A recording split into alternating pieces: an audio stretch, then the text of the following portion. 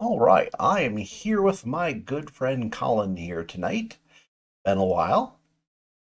Yes. We should do this more often, sincerely. But we're going to be talking about something completely different. We're going to ignore all the politics going on around us, and we're going to talk about AI. And for you boomers out there, that's artificial intelligence. It's like HAL from the movie 2001. You guys might want to look that up on IMDb for younger people. Okay, So, you do a little bit of work with some of the AI stuff. I mean, not necessarily generating, but actually on the user end of it, correct?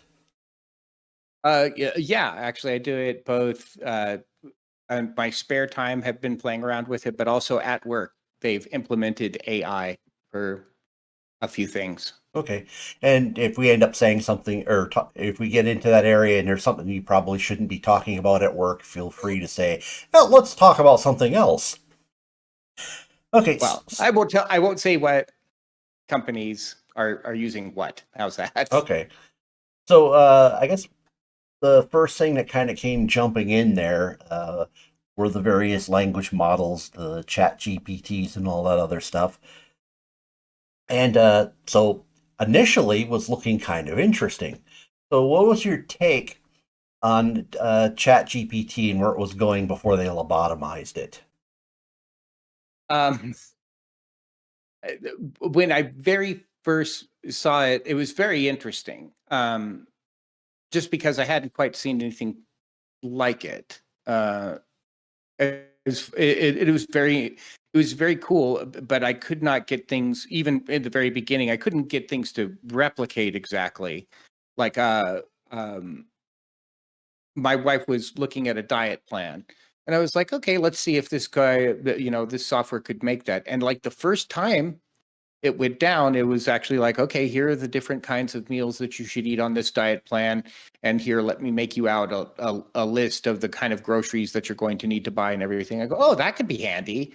And then I couldn't get it to do it again, Hmm. ever. Um, the very first time, but then she tried to use it using the exact same uh, prompts or whatever, and then it didn't go so good. Uh, but at first, it seemed okay. It was limited, of course, because the data was only going to be up to when it trained, was a couple years behind us. So it couldn't give you anything that currently happened. It couldn't tell you of the latest SpaceX launch or something like that. Hmm. But overall, I was like, oh, this is kind of impressive how it goes out there and can, you know, take your natural language prompt and give you back something that seemed fairly good in natural language as an answer. Maybe not always correct or anything, but at least it was better than I'd seen generated before. Yeah. Yeah, I think I may have been really, too excited about it initially, and I think I was probably trusting that it was being better than it was. Because initially, yeah, I was like, "Wow, this is really cool what it's doing." And I was throwing at it all kinds of, stupid problems and uh, like basically, I was having it play out political scenarios and things like that. And it seemed to be doing a pretty decent job. And I was just kind of spot checking it on certain things it was doing, and it looked like it was doing good. And then after the lobotomy, it just couldn't do any of this stuff. And it's just like you get an answer and you look at and you're so clearly wrong that okay, you're wrong because of this. And oh yeah, you're right. Blah blah blah. You didn't fix it though. You're right. It's like You're right, I didn't help. yeah, Yeah. definitely wasn't very good at being creative because I tried just a few things like I fed it uh, a partially completed short story and said, "Okay, give me the ending." And it clearly couldn't make heads or tails of what was going. I mean, it's oh, this is science fiction. Okay, I don't have to abide by the rules in your universe. I abide by the rules of science fiction. So instead of something that looks like a near future, is basically X-wings and Tie fighters, pew pew pewing through space. It's like, no. Oh, sorry, but I was like, okay, well, never mind. I wasn't expecting you to do it. It did do some cute things where gave it I told it to write lyrics in the style of Blue Oyster Cult for King Kong. So it did a rip off of Godzilla, and Right. it at least looked lyrical. But me not being into music, there's no way I could like play it and find out if it was actually doable. It was more like a Tolkien song, which you can only read in a book, and God forbid you try to actually sing it. Did you want to actually talk about like the music generation as well Oh yeah, from AI? yeah. So yeah, I Uh, know you did a little bit of playing with that, and I know uh, uh, I won't mention him here, but gentleman you met with me who's into music, he was doing a little bit of work with that too, on my end. yeah. Yeah.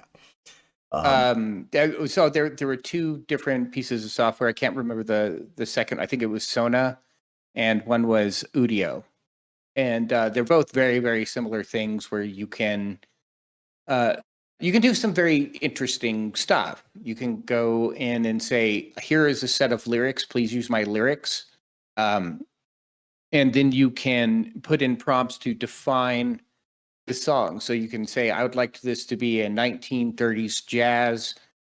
Please give me a female alto voice and stuff like that, and everything," and it will bring you exactly that. It's very good, and in fact, I couldn't tell the difference. Mhm. But it also, and this gets into a lot of what we might talk about as far as legality Mhm. on the training data. Because I have seen people take that exact same thing. Now, you can't tell it to do something like sing this in Elvis's voice. It will immediately shut that down and go, no, we don't do artists. Um, but if I said something like, hey, give me some 1980s metal music, and then put vaguely Master of Puppet sounding titles in it, I will get back James Hetfield's voice. Okay, and I could, So yeah, it's pretty clear where they're training this data. yeah. I think, and to me, see if you agree with this. It would seem to be that music is actually something AI could handle a lot better because it corresponds more mathematically than language does. And so Yeah. I think what it could do is it can just say, oh, yeah, I can see these as numbers, and I can average things, and I can, yeah, because when you try to average numbers, yeah, you get results. When you try to average language, you get, well, chat GPT. Yeah. However, but it is still very obvious that it's like, oh, you can tell like if there's I can't it's hard to say this, but because I feel it's much different for a human musician to say I was inspired by this and versus I was trained on this data and it's cribbing the tones of different things. Hmm. I bet if I fed it enough prompt info, I would get Stevie Ray Vaughan's guitar if I wanted to, or Eric Clapton, or anybody's specific voice. And so I still don't think it's very it's very interesting and it's fun to play with, but it also is copying stuff. Hmm. It's just it's like, oh yeah, I'll just feed this into the equation and I'll give you. Talk a little bit about the legal issues with training on the music. Well, yeah, no, they're getting sued right Hmm. now. Like as we speak, these companies are getting sued because they're like, where did you get this data? Like, and it's puts me in a weird position because I'm not in favor of major labels, but like I know Sony, I think Virgin Records, I can't remember who all is bringing lawsuits, but they noticed what I noticed, and I was like, yeah, that sounds, I can make this. That's Prince's voice. That's James Hetfield's voice. That's Elvis's voice. Yeah, I know where you got this from, and you did not, and you are creating products that you're selling based on artists' work that somebody has copyright claim to. Hmm. So I don't know how long it's going to last. Are people going to be so excited that they don't care about copyright anymore? Well, I mean, you would have thought that was going to happen with digital music in the first place, but they still found a way to hang on. So, Yeah. do you think this ends up killing uh, AI generated music, or do you think they come up with a way of the companies figuring out how to get a payout out of it? Because I mean, it's Well, one, I don't think it's making any money right now. yeah. But Like, I mean, you're just dicking around in your home studio, and you go, "Oh, that's really cool." But if you generate it to a single, and try to get airtime, uh, in theory, you could sit there and say, "Okay, yeah, I did generate this using these artists and blah blah blah." Here's oh, your well, here's something very funny about that, John, okay. is that you have the free version that you can go and just dork off and they'll let you make a few songs or whatever, but then you run out of credits for the month and you can't do anymore, and then you get paid, but there's tiers of payment, and there is I think in the first level, definitely in the free tier, but in the first level, uh they own it. They own all the content that you create. So if you tried to you have to actually pay for a higher level to say, okay, now I own this content and I can sell it. Oh, okay. So I think that's going to get them in trouble. Yeah. But Well, I mean, if they were smart, they would come up with some kind of revenue sharing. I have no idea how on earth you would do that. I mean, that's what they should have done with digital music in the first place, and they decided to, basically dig into the bunker and refuse to budge out of there and roll past them by. So here's a question. So is AI music, is it beneficial to creativity or is it negative? Is it enhancing creativity or is it such a horrible crutch that it's actually going to stilt creativity? um, to answer that question, I think we have to answer one of the problems that is immediately hitting AI. Well, large language models and models like this. And the problem is it's going to be negative no matter what. There will be positives, obviously, but there's going to be negatives. This is nothing's for free. And what happens and is happening already is generated stuff is getting regurgitated back into the AI models. Yeah. Um, and there's a thing that they're trying to do right now. They're trying to claim that this is a problem of data, and they're saying, well, we just don't have enough fresh, novel, good data. Um, and they're right, I guess, to a certain extent. But I don't believe them now. I'm like, well, you basically sucked in the internet. I don't know how much more data you need uh, for things like ChatGPT and Grok and for all these things. Like the amount of data that you sucked in was incredible, and the iterations of this product are not getting that much better, I would argue. Um, so now they're going to try and synthesize data. And I didn't know exactly what they meant by that, but what they basically mean by that is we're going to train other AI to create novel data so that the main AI can train off of that AI created data. So they want AI incest. This is the world liberals want, John. This Yeah, so it's going to be data is consumed by data generated by AI.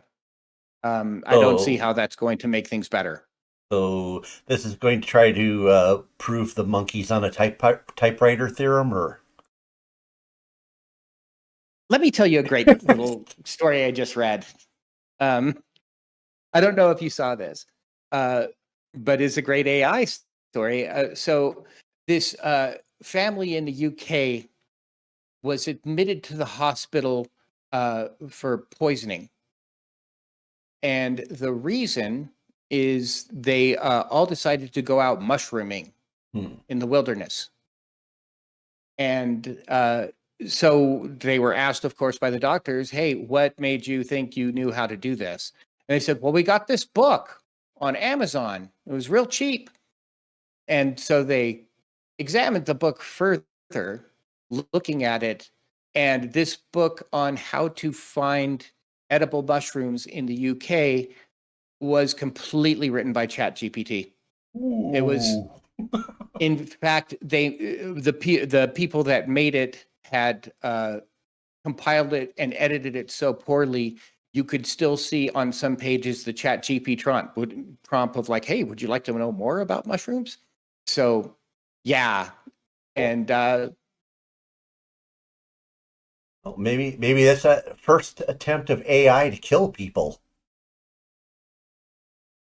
this is how the war starts. This is the beginning of Skynet.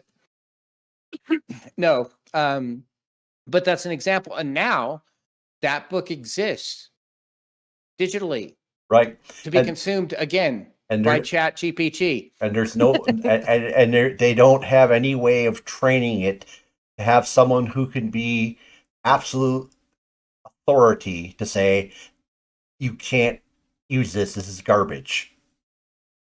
Right.